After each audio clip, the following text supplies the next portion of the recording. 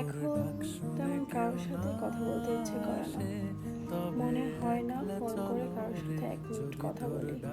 কেউ কল করলেও call back করতে আর মনে থাকে না, মেসেজ করলেও মেসেজে রিপ্লাই দিতে আর ইচ্ছে করে না।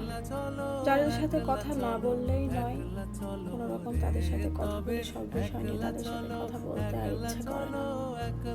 মন খারাপ, সমস্যা, কোনোটা বলতেই আর ভালো লাগে না। এসবের জন্য আমি দুঃখিত।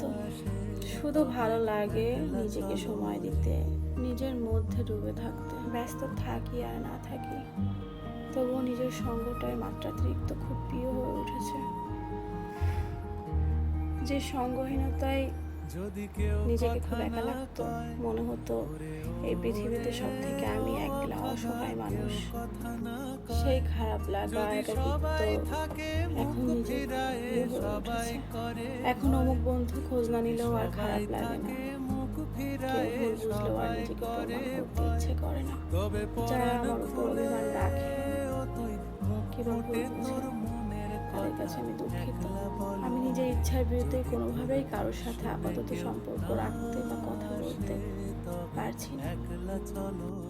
আর যারা উইদাউট কনভারসেশনেই আমাকে বুঝেছেন বা 2-1টা কথা বলাতে আমাকে বুঝেছেন, তাদের কাছে আমি কৃতজ্ঞ।